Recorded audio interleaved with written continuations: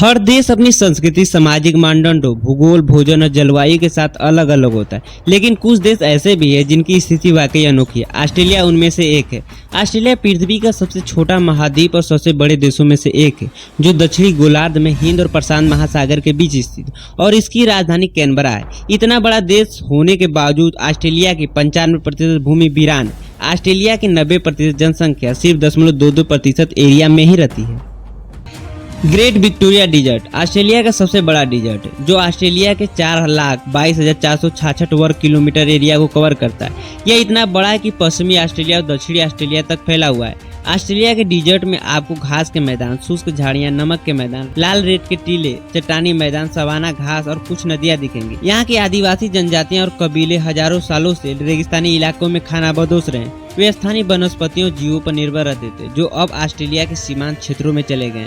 Australia रेगिस्तान में औसतन वार्षिक वर्षा 81 से 250 mm तक होती है, जो इसे अर्ध शुष्क जलवायु बनाता है, जिसके कारण रेगिस्तान में कम जानवर रहते हैं। इन जानवरों में जंगली ऊंट, डिंगो, सांप, बिच्छू पाए जाते हैं। यूरोपीय उपनिवेशीकरण के समय स्तनधारियों की लगभग 103 प्रजातियां रहती थी, जिनमें से 19 विलुप्त हो चुके हैं, जैसे रेगिस्तानी बैंडिकूट, नम्बैट और लंबी पूंछ वाला बाउंसी माउथ। इन रेगिस्तानों में उगने वाली वनस्पतियों में रेगिस्तानी सवाना शुष्क क्षेत्र के दक्षिण में सबसे बड़े क्षेत्र को कवर करते हैं, जहां सर्दियों और गर्मियों में 200 से 500 mm वर्षा होती है।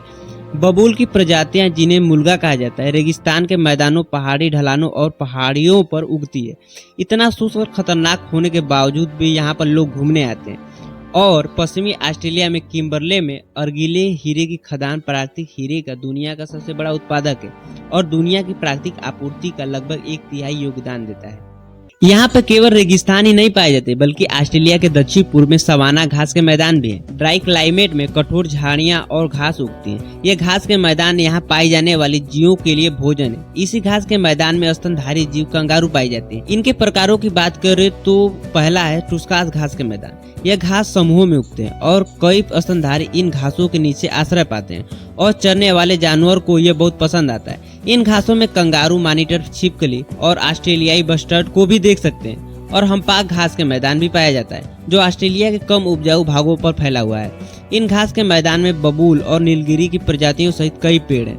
यहाँ वर्षा बहुत कम होती है, इसलिए जब बारिश होती है तो हम्पाक घास के मैदान एक साथ खिलकर एक सुंदर दृश्य दिखाते हैं। आपने ऑस्ट्रेलिया के ग्रेट बैरियर रीफ के बारे में तो सुना ही होगा, जो ऑस्ट्रेलिया के नॉर्थ ईस्ट में अवस्थित है और दुनिया का सबसे बड़ा कोरल रीफ भी है, जिसमें 400 प्रकार के कोरल, 1500 प्रकार की मछलियां और 4000 प्रकार के मोलस्क, जो 3,48,000 वर्ग किलोमीटर क्षेत्र को कवर करता है।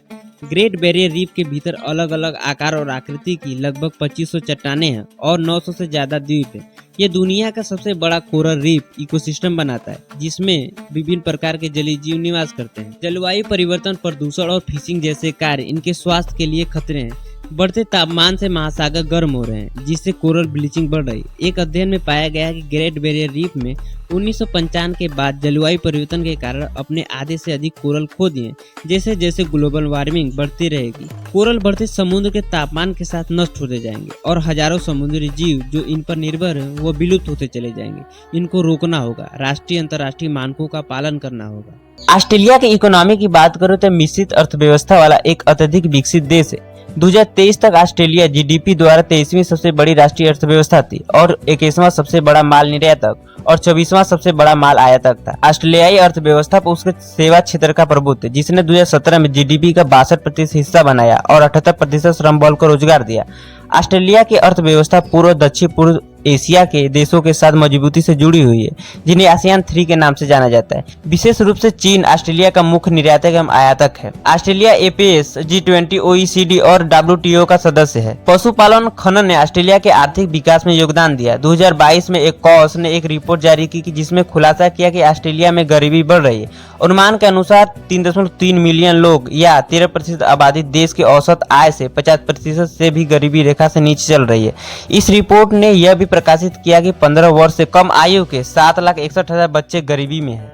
ऑस्ट्रेलिया के प्रमुख शहरों की बात करें तो पहला है ऑस्ट्रेलिया की राजधानी कैनबरा। यहाँ आपको संसद भवन, ओपेरा हाउस जैसे घूमने के स्थान मिलेंगे। वही कैनबरा के आसपास के ग्रामीण इलाके में 140 अंगूर के बाग और 30 से ज्यादा सेलर डोर है।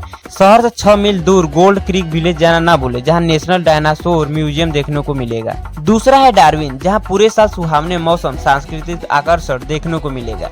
यहाँ रोमांस की कोई कमी नहीं है, छोटे छोटे द्वीप जहाँ आप अपना शानदार पल गुजार सकते हैं। और तीसरा है सिडनी, जहाँ आपको दुनिया के सबसे पहचाने जाने वाले इमारत में सिडनी का सबसे प्रसिद्ध ओपेरा हाउस देखने को मिलेगा, जिसे 1956 में डेनिश वास्तुकार द्वारा डिजाइन किया गया था। और इस शहर को करीब से जानने के लिए सिडनी हार्बर ब्रिज पर चढ़ें और सिडनी हार्बर को देखने के लिए पानी में उतरें।